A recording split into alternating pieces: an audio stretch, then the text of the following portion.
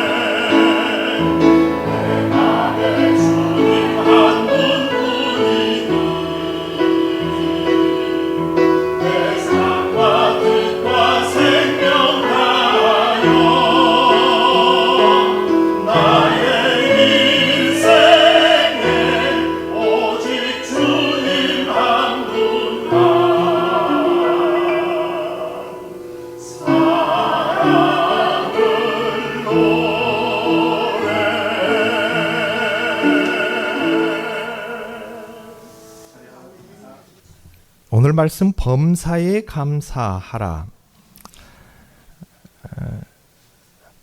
참 쉬운 것 같으면서도 어려운 말씀인 것 같습니다.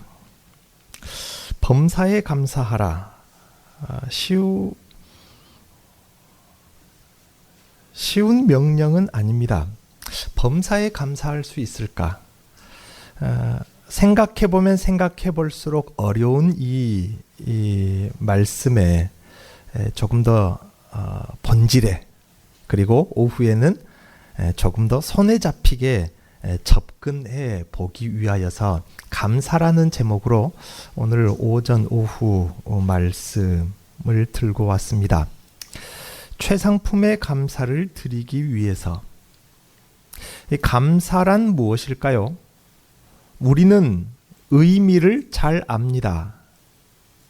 이 질문은 어떻게 하는 것이 감사의 목적이고 어떻게 하는 것이 이 감사에 도달하는 것인가에 대한 물음입니다. 단순히 무언가를 드리는 것을 감사라 쉽게 생각할 수도 있는데, 사실 조금만 더 생각해 보면 감사라는 것은 상대방을 흐뭇하게 만드는 것이 감사의 의미, 감사의 목적, 그 도달점임을 우리가 쉽게 이해할 수 있습니다. 상대방을 흐뭇하게 하는 것. 이 광야 40년의 이스라엘의 삶을 생각해 보십시오. 물론 이 광야 40년의 삶은 그들의 선택의 결과이겠지만 그들이 40년 광야의 삶을 원했던 것은 아닙니다. 물론 그 광야 40년의 목적지는 약속의 땅 가나안입니다. 광야에서 살고 싶어서 그들이 광야의 삶을 선택한 것은 아니었기 때문입니다. 광야 40년의 삶을 살았지만 목적지는 처음부터 마지막까지 약속의 땅 가나안이었습니다. 그렇다면 그들에게 감사는 무엇이었을까요? 목적지가 가나안 땅이기 때문에 광야를 40년을 다 마친 다음에 감사였을까요? 약속의 땅에, 가나안 땅에 들어갔을 때에 비로소 큰 이벤트 같은 빵빠레라도 울려 퍼지며 그런 감사였을까요? 그러면 과연 하나님은 그 이스라엘을 향해서 몹시 흐뭇해 하셨을까요? 생각해 보십시오. 40년의 삶은 죽음에 가까운 삶이었을 수 있습니다. 광야란 곳이 그런 곳이었으니까요. 그들의 목적은 가나안 땅이었습니다. 그러면 40년을 다 마치고 가나안 땅에 들어가서 비로소 하나님께 감사를 한다면 하나님께서는 과연 그것을 흐뭇해 하셨겠느냐 그 말입니다. 물론 흐뭇해 하셨겠죠. 감사를 드리니. 그렇지만은 생각해 보면 40년 만에 감사가 아닐까? 아니면 날마다의 양식, 날마다의 생존에, 날마다의 생수에, 날마다 헤어지지 않는 그 의복에 감사가 맞을까요? 하나님은 어쩌면 여기에 더 흐뭇해 할 수 있습니다. 이 질문 말입니다. 우리는 저기까지 가야 돼. 지금 너무 힘들지만 가야 돼. 그래서 도착했을 때 그래서 감사합니다. 인지, 아니면 날마다 먹을 것과 생존하는 것. 어느 날 제가 한 아이와 잠자리에 들었습니다. 그때 옆에 누운 아이가 이런 말을 했어요. 아빠, 나는 아빠의 딸로 태어난 게 너무 행복합니다. 그날따라 아이에게 특별한 이벤트가 있었던 것은 아닙니다. 그냥 평범한 하루였어요. 그래서 한 말은 아니기 때문에 그 말을 들은 저는 진솔함이 느껴져서 너무 좋았고 너무 흐뭇했습니다. 그래서 제 다이어리에다가 그걸 적어놨어요. 우리가 하나님께 드리는 감사도 어쩌면 이런 것이어야 하지 않을까 생각이 되어졌습니다. 많은 이들이 어떤 거창하고 화려한 이벤트가 하나님을 흐뭇하게 하시며 어마어마하게 큰 영광을 받으실 것 같고 깜짝 놀랄 서프라이즈가 하나님을 기쁘시게 할 것처럼 생각을 합니다.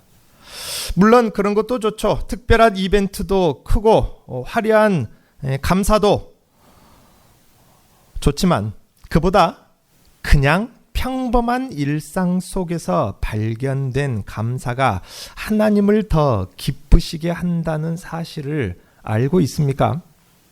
오늘 말씀은 감사의 본질에 닿는 방법입니다. 우리는 보통 감사의 선물이나 감사의 마음을 누군가에게 전하고자 할 때, 너무 감사해서 그 사람에게 무언가를 전달하고자 할 때에 무슨 생각을 합니까? 뭘 드려야 할까? 드리는 것이 무엇이어야 좋을까 하고 생각을 합니다. 그런데 여기서 그 무엇이란 어떤 것을 가리키는 것일까요? 여러분, 누군가에게 감사의 선물을 전할 때 그게 뭐였으면 좋겠습니까? 보통은 상대방에게 도움이 될 만한 어떤 것을 가리킵니다. 그렇죠? 이것은 그 사람에게 도움이 되겠다.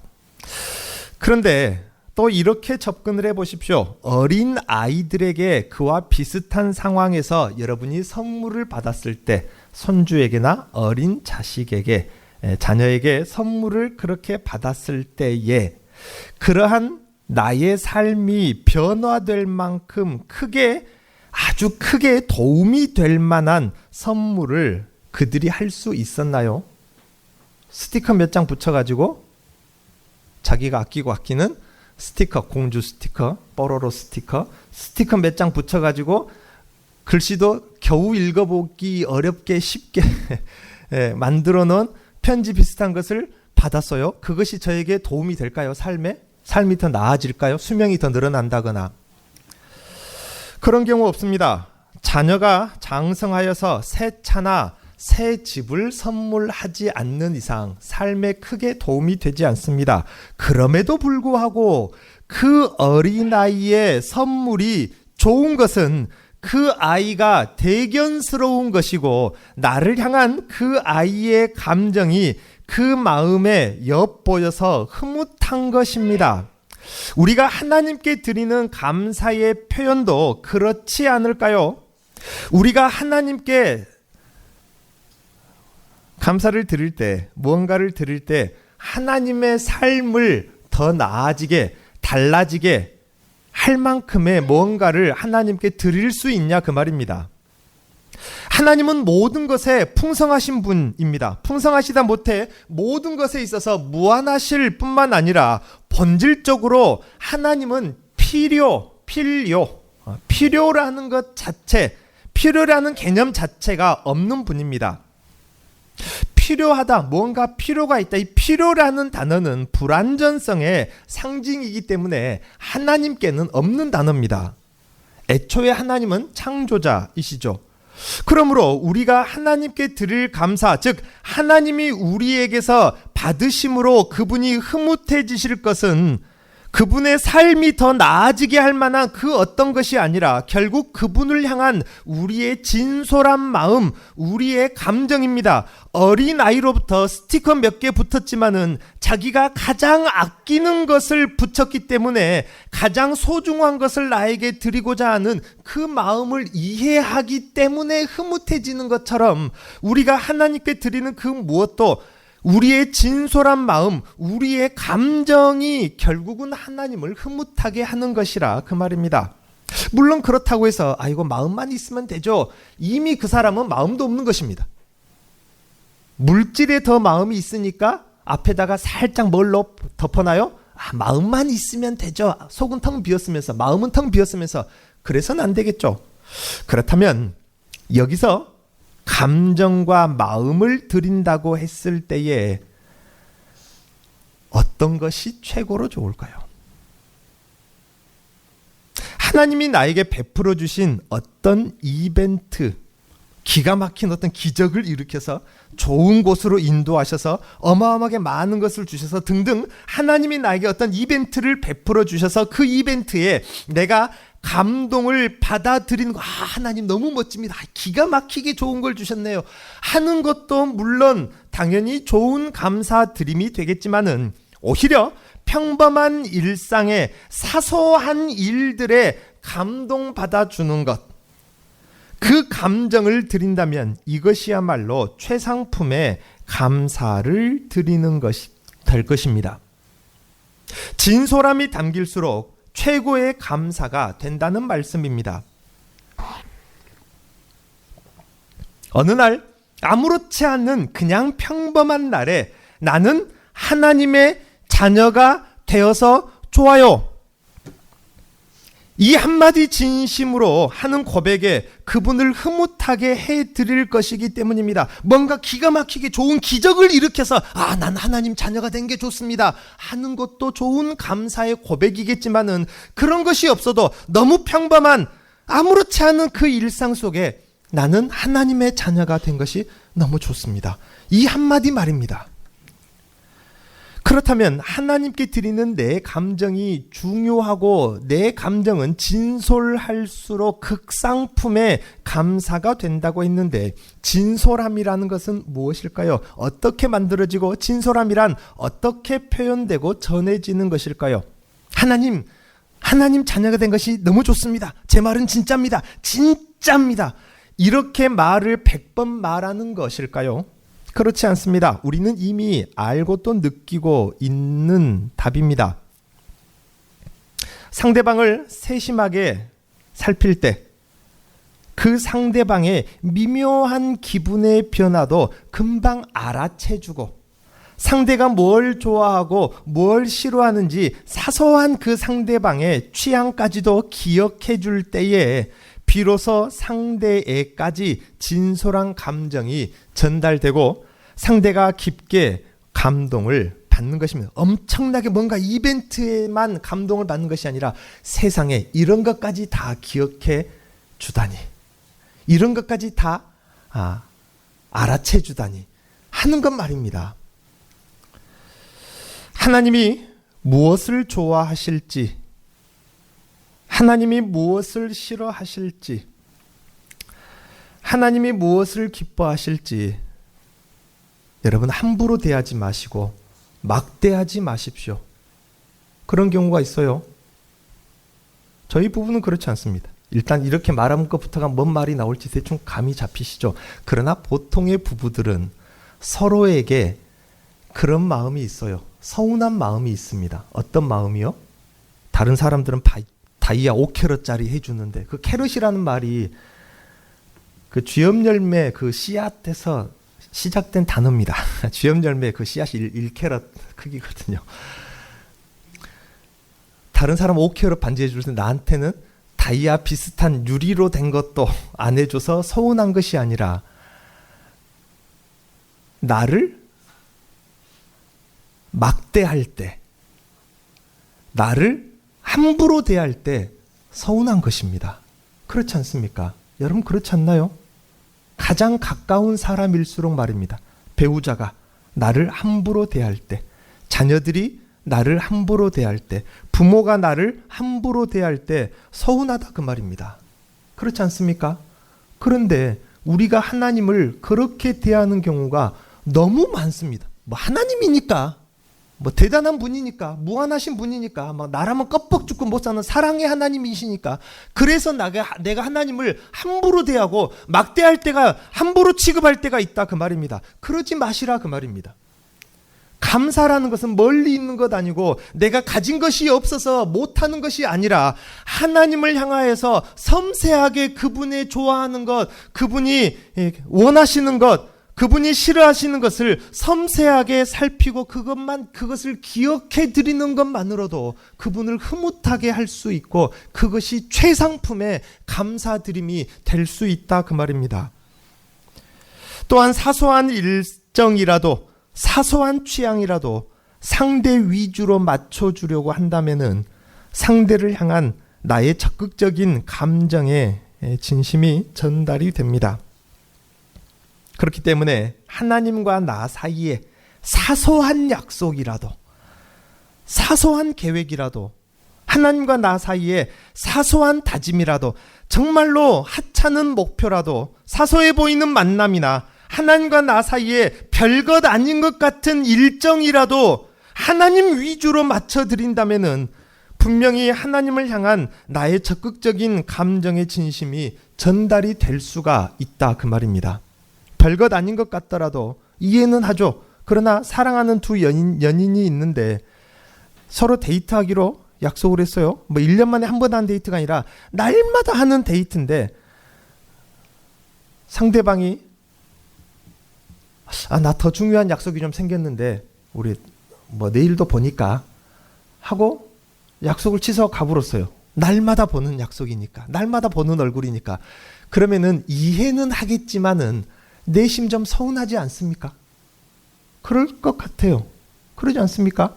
그런데 더 중요한 약속이 있는데도 불구하고 그 약속을 때로는 취소하면서까지 별것 아닌 것 같은 날마다 보는 그 얼굴 보기 위해서, 그 약속을 지키기 위해서 여기에 일정을 맞춘다면은 에이 거기 가야지 왜 여기 왔어 하면서 내심 속으로는 입이 이렇게 귀에 그러다 저만 그럽니까?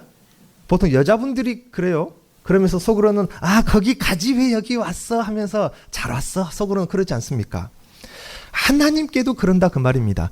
날마다 매주마다 드리는 예배니까 한 번쯤은 물론 그럴 수 있어요. 중요한 일단 삶을 살아야 되니까 하나님 오늘은 좀 이해해 주시죠 하고 그렇게 훌쩍 가버리고 나면은 하나님도 내심 우리의 삶을 이해를 하시니까 그래 그럴 수 있지 하시겠지만은 내심 서운하지 않겠냐 그 말입니다.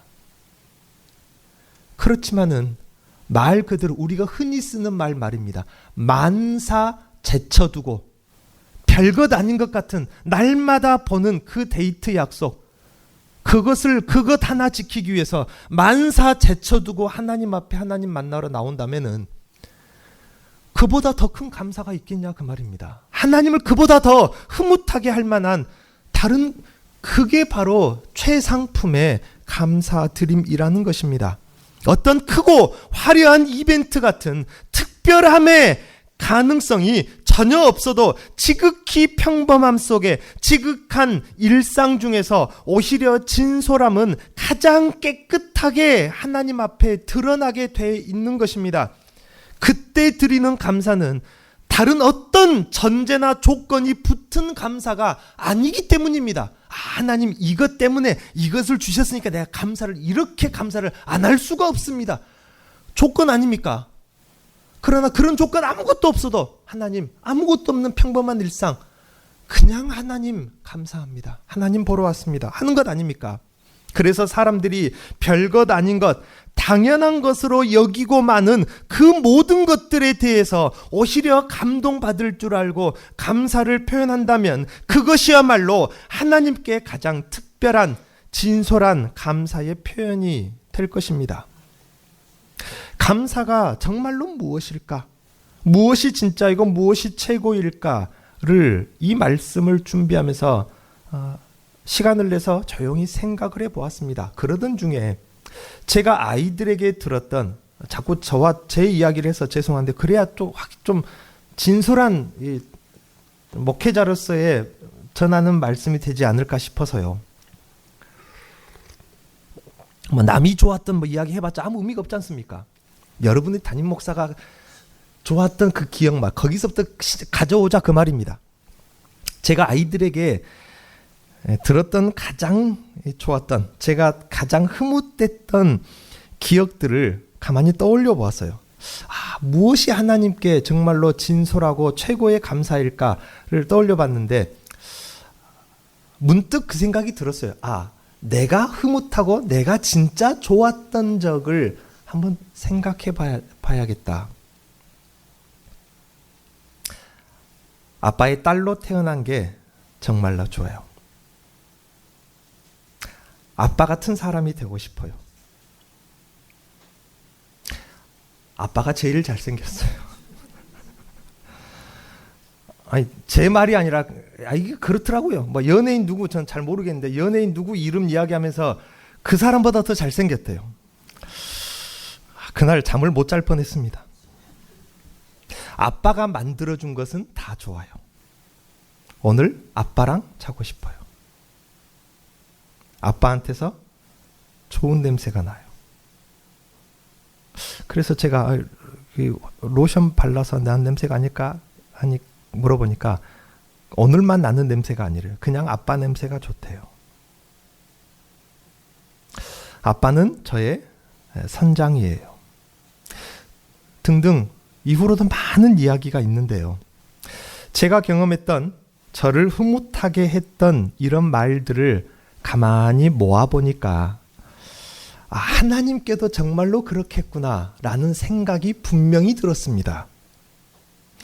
하나님께 감사란 어떤 것이어야 하는지, 하나님을 영화롭게 함이란 무엇인지, 하나님을 기쁘시게 하는 것, 더 정확히는 하나님을 기뻐함이 무엇인지 이제야 조금 알 것 같다 그 말입니다. 그것은 유별난 게 아니었습니다. 막 고행 같은 거, 내 몸을 살을 찢고 피를 흘려서 그렇게 고행하는 것, 혹은 그렇게 봉사하는 것도 아니고, 헌금의 많은 액수 혹은 헌금의 액수의 많고 적음도 아니었습니다. 성악가들만 모여진 그 합창단의 합창 공연도 아니었습니다. 휘황찬란한 인테리어도 아닙니다. 샹그리에라고 하죠. 그 전에 제가 저쪽 아래쪽 다른 지방에서 목회하던 중에 다른 그 시골 교회에 헌당식 겸 위임식에 제가 참석한 적이 있었는데요. 그 교회 예배당의 문을 열고 딱 들어서자마자 제일 먼저 눈에 띄는, 아마 저만 그러지 않았을 것입니다. 제일 먼저 눈에 띄는 게 강대상 바로 앞에 달린 여기 강대상까지 내려올까요? 몰찬정이 좀 높았으니까 조금 더 높았겠지만은 샹그리에가 한가운데 떡하니 강대상 바로 앞에 이만큼 달려 있어요. 와, 정말 멋있더라고요. 몇백만 원 할 것, 몇천만 원인지 모르겠지만 샹그리 가격을 모르니까 정말로 멋있더라고요. 뭐가요? 그 샹그리에가. 그래서 제가 가운데 앉아봤어요.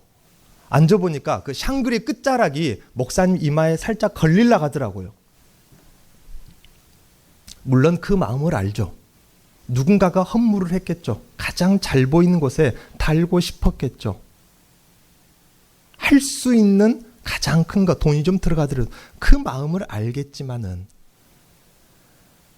샹그리는 빛을 이용한 예술작품이기 때문에 반드시 반짝반짝 빛나고 눈이 부실 수밖에 없습니다. 그래서 예배당에 앉아있으면요, 목사님의 얼굴이 눈에 들어오는 것이 아니라 그 샹그리에밖에 안 보입니다. 어떤 것인지 아시겠죠? 그 마음을 알겠지만은 그렇게 휘황찬란한 인테리어가 목사님과 말씀과 예배 강단을 가릴 만큼 그렇게 휘황찬란한 샹그리에가 아니다 그 말입니다. 하나님이 기뻐하시는 건 말입니다. 유명한 사람, 유명한 연예인 불러다가 기획한 화려한 교회의 이벤트도 아닙니다. 내가 예수를 믿고 하나님 자녀가 된 그 일, 내가 변화된 일 자체를 기뻐하시는 것입니다. 삶 속에서 하나님의 성품을 닮아가는 것을 내가 큰 자부심으로, 평생의 영광으로 생각해 드리는 것입니다. 내 마음과 삶에 다가오시는, 나를 만나러 오시는 하나님의 모든 성품이 하나님 최고로 멋있습니다 라고 생각하는 것입니다. 하나님이 나에게 행하시고 베푸신 모든 것을, 말 그대로 모든 것을 만족스러워하고 좋아하는 것입니다. 하나님을 더 가까이 느끼고 싶어하고, 더 자주 하나님과 교통하고 싶고, 모든 시간 하나님과 함께하고 싶어하는 그 감정, 하나님의 관심, 하나님의 인도하심을 삶 속에서 하나도 놓치지 않고 사소한 것 하나까지라도 발견해내는 것입니다. 하나님의 말씀을 기쁨으로 실천해보고 하나님의 보여주신 방향을 믿음으로 따라가보는 것. 결국 최고의 감사는 그냥 하나님을 기뻐하는 것입니다. 그냥 하나님을 좋아하는 것입니다. 하나님이 주신 무언가가 많죠. 좋은 것이 많습니다. 나를 사랑해서 물론 주신 것입니다. 그러나 하나님이 나에게 주신 그 무언가가 좋아서 감사하는 것은 이 감사를 따라갈 수가 없다 그 말입니다. 하나님은 영이시니 나의 진심을 가지고서 어설프게 내가 빚어낸 감사를 하나님께 드리십시오. 오늘 이 말씀 범사에 감사하라는 감사할 만한 수지 많은 일들이 따지고 보니까 삶에 많다는 뜻이 아닙니다. 그런 일들이 많다가 아니라 그냥 일상 그 자체를 말합니다. 사소한 일상이 이미 감사의 제목이라는 뜻입니다. 나의 모든 동행하심 중에 세밀한 하나님의 손길에 사소한 것까지라도 고마운 마음을 가지십시오. 그리고 짧게라도 그때그때 순간마다 그 고마움을 고백하십시오. 지질이? 아시겠죠? 지질이란 말에 생각해보니까 사투리 같아요. 지질이 지 위에서 그거 해줬더만은 이때는 사투리가 맞네요. 사투리가 나온 거 이어진 거 보니까 지질이 지 좋으라고 그거 해줬더만은 좋다고 받아갈 때는 언제고 돌아서서 뭘 몰라요? 네, 감사한 걸 몰라요. 그러면 안 됩니다. 그런 자식들한테 그래서 서운할 때 많잖아요. 짧게라도 하나님 감사합니다. 이거는 기도 응답이네요. 하나님 감사합니다. 짧게라도 그때그때 순간마다 기억해서 그 고마움을 고백하십시오. 다른 것에 아니라 하나님은 그때 그 기쁨을 이기지 못하여 흐뭇해 하실 것입니다. 기도하겠습니다.